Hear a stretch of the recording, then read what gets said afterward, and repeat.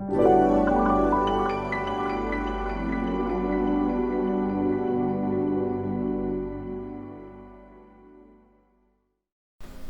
it going, everyone? Abby here from FLUIX LLC. Now, we make some crazy builds, liquid cooled builds, wall mounted builds, and today I want to give you guys a first-hand experience on how our patent pending Tri-SWIFT water block handles a quick Cinebench run in R20. So, without further ado, I would like to introduce the system right behind me. Wait. Before we continue, a real quick ad from FLUIX. Sorry about this, you guys. Got to keep the lights on. Hey everyone, this is Abby from FLUIX. If you're a PC gamer, chances are your CPU cooler might be boring, and you could really use more performance out of your gaming rig. Introducing a truly one-of-a-kind solution from FLUIX, the world's first multi-inlet water block, the FLUIX Tri-SWIFT. The Tri-SWIFT design has a high-flow configuration with two dual inlets on each side of the water block, injecting turbulent flow onto the heatsink. This greatly increases the rate of heat transfer and performance.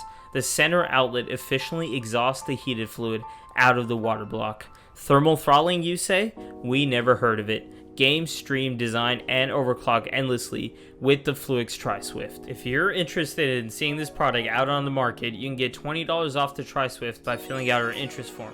Go to fluixengineering.com/preorder and scroll down to get to the Get Notified button. Fill out your name, email, and make sure to opt into our newsletter, and you'll receive your $20 off coupon.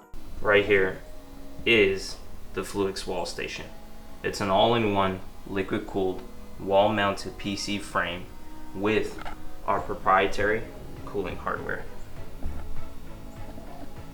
The world's first multi-inlet water block, the FLUIX Tri-SWIFT. As you guys can see, this water block is like none other. All this is doing is increasing the turbulent flow near the microchannels, as you can see inside the heatsink. This turbulent sped up flow increases the rate of heat transfer that is efficiently exhausted through the middle exhaust right over here. But don't take my word for it. We're gonna run a quick Cinebench R20 test, and I have hardware monitor open up right over here. This has a Intel i5 9600K. It's not overclocked, it's at stock frequency, so that's 4.3 gigahertz at 1.2 volts. I'm inside a garage right now. I'm not gonna show you guys the full garage, it's my buddy's garage. The ambient temperature in this garage, I would say, is about 80 degrees Fahrenheit, so it's a little bit warmer. I have a fan, but I haven't turned it on. It's off. We're gonna run Cinebench R20. We're idling right now at 32, well, between 35 to 40 degrees Celsius. I'm gonna load this system real quick. Here, let me move everything, and we're gonna run a quick Cinebench.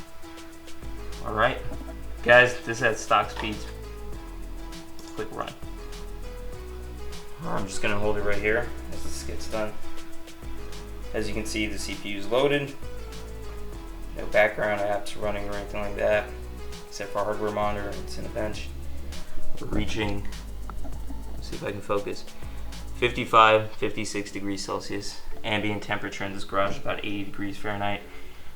So one thing I want to take note is, as soon as I ran Cinebench, the pump on this wall station, this is a pump from Friesmont, just increased the velocity. As you can see, the flow rate increased, because you know from the reservoir that's going in there, and the flow inside the water block actually increased. As you guys can see, the little air pocket up top over there, that's totally fine, but the flow is injected at a higher velocity, increasing the rate of heat transfer.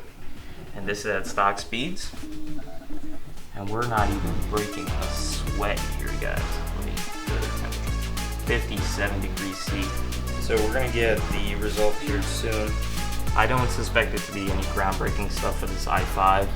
It's just running a quick test. So 2577 for the i5 9600K, stock speeds in Cinebench R20. The highest temperature we got was 58 degrees C on pretty much all cores. As you can see, there's one at 56, one at 58, one at 57. As you can see, I'm sweating a little bit, a little hot in this garage. Totally fine though, not complaining. but we're gonna actually do some analysis to see how well our water block does and get some hard metrics. We're gonna compare our Tri-SWIFT water block with the EKWB water block, or with some other substitutes like Thermotake's water block, and we're gonna give you guys a nice spread. So you guys are gonna know the actual benchmarks of this system. As you can see, we create some really cool hardware, figuratively and literally. So our Tri-SWIFT water block, as you guys can see over here, is gonna go up for pre-order in the next month. You guys can pre-order it at fluixengineering.com/pre-order. I'm gonna put the link in the bio. Right now we're running an incentive for everyone that pre-orders. If you guys pre-order before December 1st, or the first 1,000 people that pre-order, you guys will get a $20 off coupon, and you'll get notified when the pre-order goes up. So make sure you guys go to fluixengineering.com/pre-order and go sign up to pre-order the FLUIX Tri-SWIFT.